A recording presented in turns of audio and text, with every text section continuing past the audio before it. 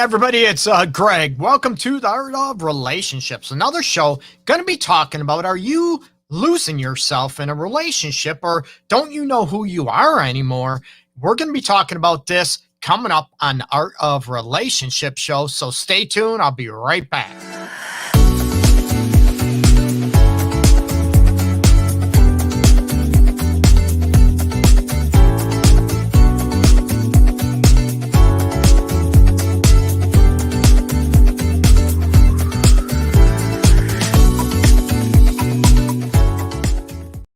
Hey, welcome back, everybody, to the Art of Relationship show. A huge thank you to you out there for tuning in and supporting my efforts in trying to promote healthy, happy relationships, and also self-love and self-respect for the single people out there as well. So, going to be talking about when you feel like you're losing yourself in a relationship, what happens, what goes on, and what are signs of maybe you losing yourself. That would be a great spot to start. You know, what are signs that you are losing yourself in a relationship? And this also covers not only romantic relationships, marriages, that type of stuff, or maybe friends with benefits, that type of situation, about, you know, even friendships, even family dynamics, relationships with siblings, with parents, with kids, that type of aspect. And it happens often, and it's so not easy to try to heal from that, or try to maybe get a hold of yourself again and sort of start living the life that you want. And let me refresh this. This does not mean it's all about you. This does not mean it's not a give and take like every relationship should be. It is not you being selfish, that type of thing. But I'll get into that in a little bit. You know, when you start losing yourself in a relationship, you start feeling blah. You might not even know why. Maybe you do, but you ignore it. You start feeling blah. Your energy is sucked. You walk away from conversations or walk away from that person, maybe in the morning going to work, or, you know, whatever, meeting friends, and you're like, man, I don't even know who I am anymore. It's that feeling you feel deep in the pit of your stomach that you feel like, man, I don't even know who I am anymore. I used to laugh. I used to joke around, you know, quite a bit. I used to be happy-go-lucky. Now I am finding myself, you know, being more irritated, being more irritable, being more, maybe having snide remarks, being snippy. Is that a word? Maybe. You know, sort of easily the anger, and that's never been me at all. So these are signs to start looking at what's going on. Maybe you feel more withdrawn, more depressed. Your energy level is in the toilet type of, you know, you just don't feel like doing anything anymore. Almost like the scenario about being that, you know, that abused animal in a cage. You just sort of like give up and you go through the motions. These are signs that you are, let's face it, you're starting to lose yourself, or maybe you already lost yourself at this point in a relationship. And again, this comes across with friendships. This comes across, you know, with family relationships as well, that maybe a family member, mom, dad, brother, sister, whatever, want you to live their life according to how they want you to live your life. You get me? That you feel like you don't have any say so, and you give up that maybe that choice. You give up your decision-making situations. And with romantic relationships, you know, part of this is, you know, you feel like you're not being yourself and you know it, but, you know, you feel like, oh, you know what, all relationships are give and take. It's all about looking at the situation about, you know what, it's a ebb and flow. I get that. I promote that. You know, everyone says 50-50. It's going to be 70-30, 60-40, but at least, you know, you feel like you are being yourself and you are getting something out of the relationship that is very crucial to you. Like one person, for example, might be, you know, one likes to talk about a lot of things and discuss everything and, you know, wants to work through problems, where one person does not. You know, they shut down. They don't want to talk about it. And it's like a rinse and repeat.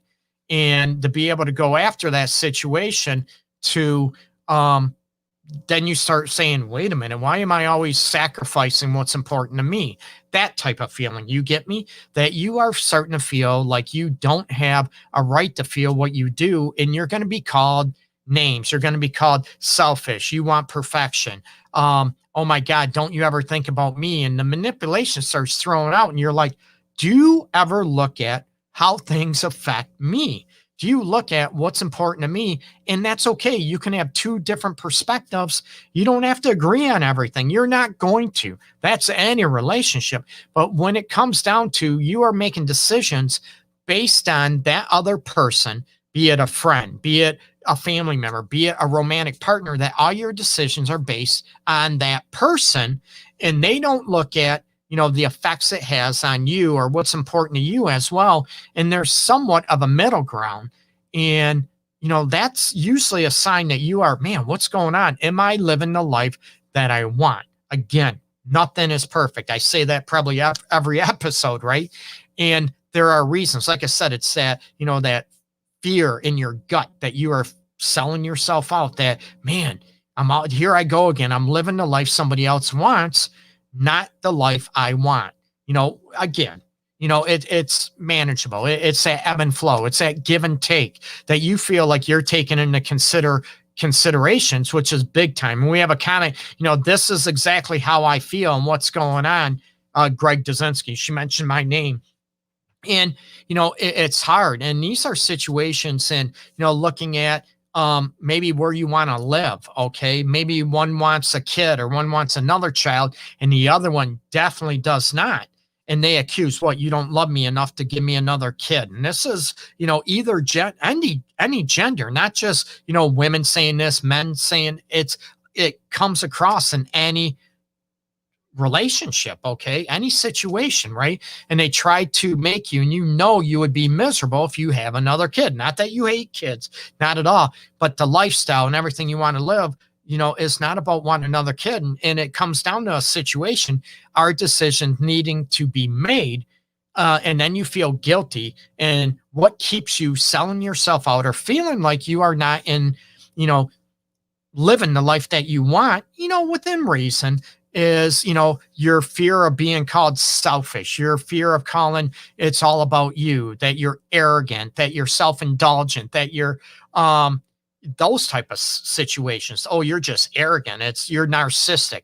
That word gets thrown off. Let's face it, on a daily basis. How many people hear the word, I think my partner or whatever is narcissistic? I hear it. Let's face it, in the line of work I'm in, I hear it on a daily basis often, okay? That doesn't mean someone is narcissistic, but maybe you're afraid to stick up for yourself and make a decision that is best for you. And it's hard when you feel like, you are hurting somebody, right? That's one big fear. You don't want to hurt another person's feeling, so you keep selling yourself out. But does that person, do they understand? Do they even care or compassionate about you selling yourself out? That it's not important. Yeah, I get it. Yeah, I know it's not really you, but, and it turns over to about them, right? And it's that ebb and flow and looking at that situation. And are you constantly giving and selling yourself out and becoming who you don't want to be anymore? I'm going to tell you, you're going to be miserable, and you're going to make your partner miserable as well. And it's one of those situations, hey, this is going on. I feel like I'm not being myself. Well, I'm not being myself either. And that, okay, what's it take that we can be ourselves? And maybe being ourselves means that, maybe we are not compatible for each other in that situation. Okay. It's looking at those situations about, can we, hold on to ourselves. And I always promote people being authentic and being themselves and living the life they want to be. Yes, life is tough at times, right? There's ups and downs, and you want to be supportive for each other, but it might be a situation that you feel like you're supporting that other person emotionally, maybe physically, maybe financially, whatever it is, okay? That you're always helping and being supportive, but that person isn't being supportive for you, and you're supposed to be okay with that. And I'm like, what? It's looking at that situation about, what goes on, and talking about those expectations about how you want to live your life. And it's not, being selfish. It's not about being arrogant. That doesn't mean that it's all about you. I need to clarify that because I don't want you going back and say, oh, you know what? Greg said I need to live the life I want and I can get whatever I want and I need to get whatever I want. No, no, no, no. Don't take me out of context. Please don't do that. Okay. But it's looking at that pit in your stomach that you know, if I do this, I'm going to be miserable. You know what? If I live my life, you know, one more day, one more week, one more month, one more year, like I am living my life now, you know I'm going to be unhappy. I'm going to be miserable. And most people don't want to be with somebody that they're making miserable, that they're not living their authentic life. That's a huge situation. Okay. When that relationship, and I said, I usually talk about romantic relationships, marriage, sexual challenges, big time, but this applies to any aspect of a relationship, friendship, family relationship, that type of thing, maybe even coworker situation. Okay.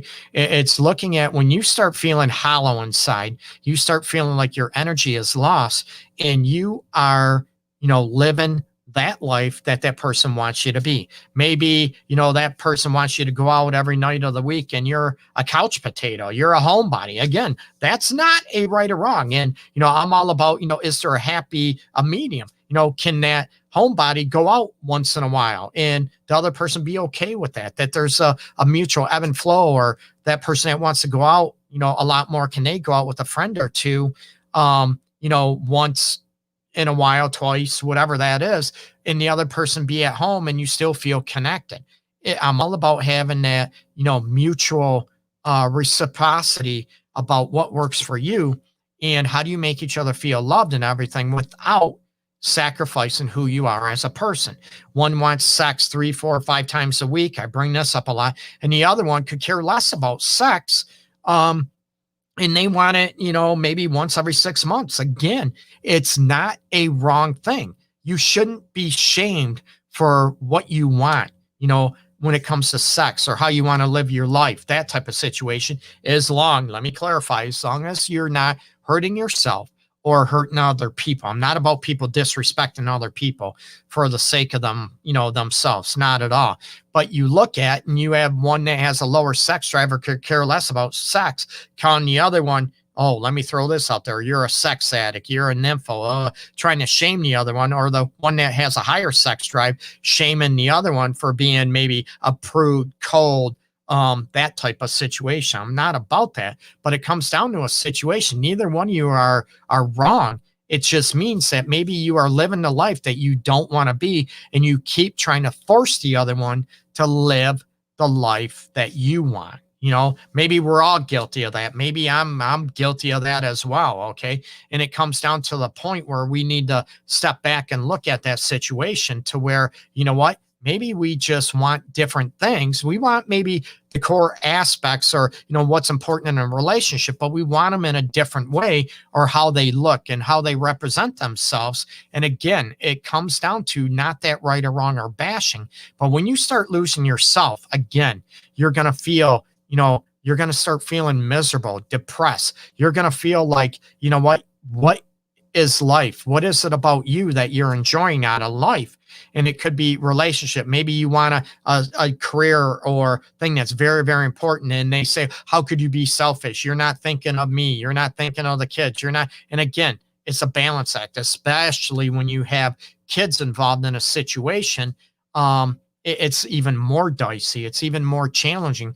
But do you get little bits and pieces of you back and your enjoyments in life and how you want to live? Maybe one person is very about community involvement, community efforts, helping the homeless, helping the less fortunate, that type of situation. And the other one could care less about that. Like me personally, I would never, ever be with somebody that is a racist.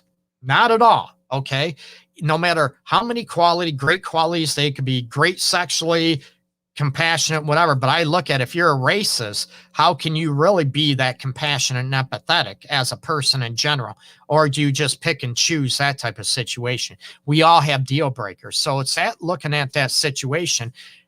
Does it really, when people bring up stuff about you selling yourself out, you cringe, right? You sort of get that headache or stress headache in the back of your head, back of your neck, right here. You get that, like I said, that knot or that pit in your stomach, that hollow feeling that it almost makes you sick to live a certain way that is not you. I want you to be authentic. I want you to be true to yourself. That's all about self-love and self-respect. Yes, relationships, any kind, they're a give and take, they're a ebb and flow, but they should not be all one way or one person forcing you or trying to, get you to live a life that is not them. Then you come across, are you selfish? Are you this? Are you that? You need to be able to look at, what, maybe we just want love, compassion, empathy. Maybe we have different views of what fun is, compatibility, sexuality. Maybe we just see the world differently and it's not a right or wrong. You're a good person. I'm a good person. Just together, maybe we're not happy. Together, we might make each other feel like, we're selling ourselves out, that we are losing ourselves in a relationship. And that is not a good thing. I never promote that, people. So look at these signs. Are you feeling lifeless? Are you feeling, empathetic? Are you feeling about, what the hell's going on? Is it, maybe you're unhappy with the job. I'm going to bring this up. Maybe it's not, is it the relationship itself that you feel like you're losing yourself? Do you feel like, is it the relationship or is it other things outside the relationship? Maybe you're not in a job or a career that you enjoy or that you like doing, right? We all know work is a 4-letter word, but I'm fortunate.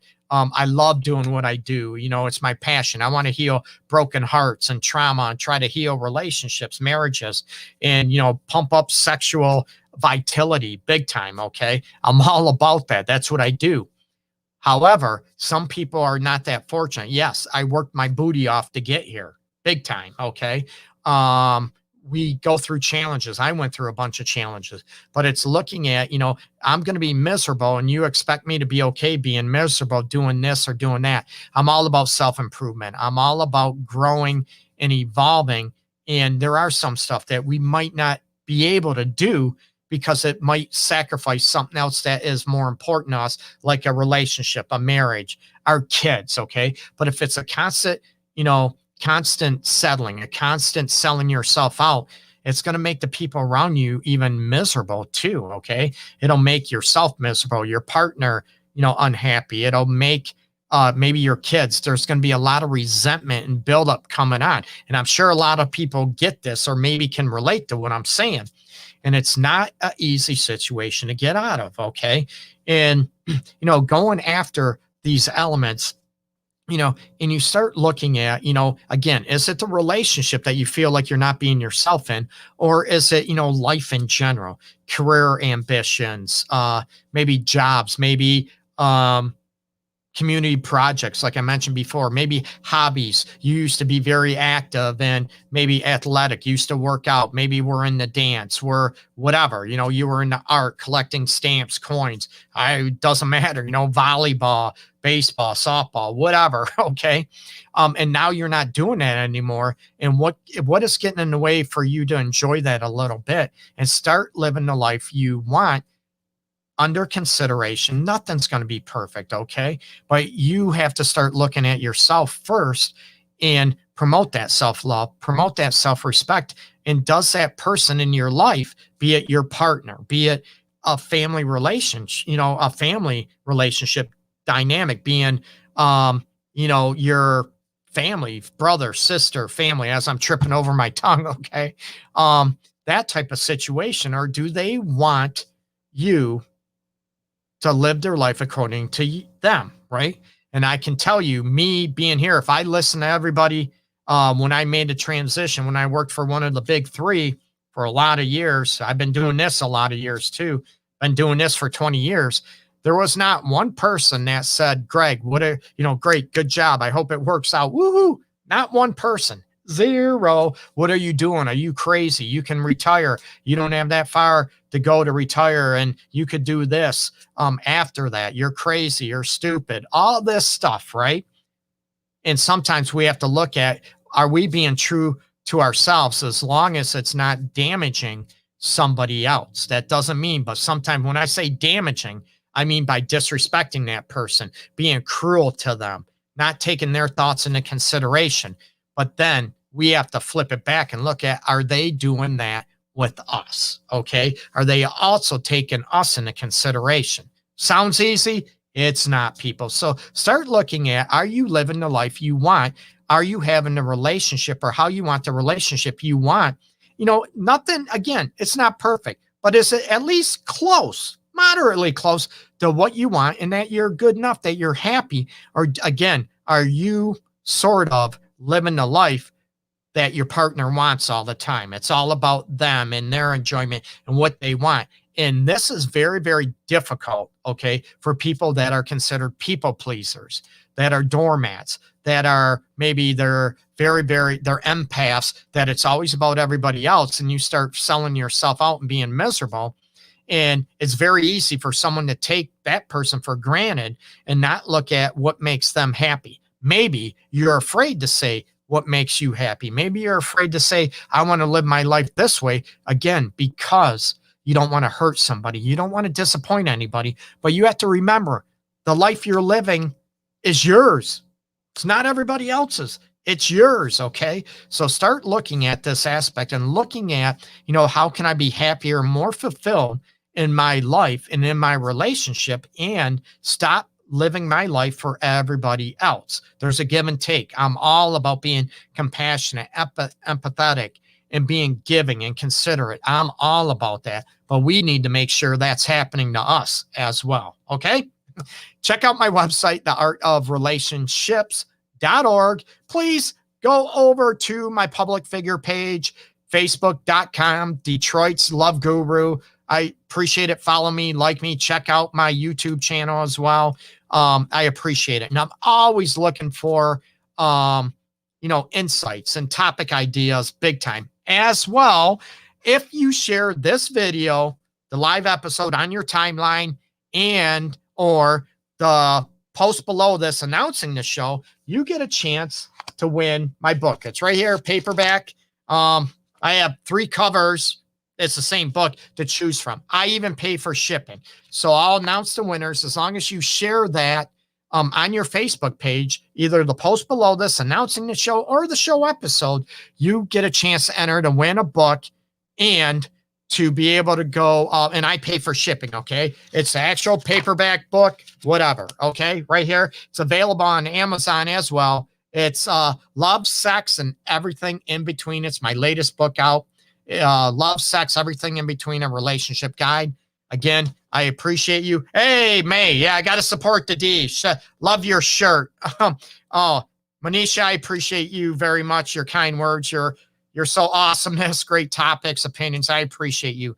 And yeah, the shirt, it's as people know, maybe not know, Detroit area code is 313. So it's like 31 believe, right? For 313, promoting Detroit, people in Detroit as well. I got a bunch of different 313 and Detroit respect shirts, topics. I'm all about supporting the people in Detroit big time. Okay. So again, my website, theartofrelationships.org. I appreciate you tuning in, people. Thank you so much.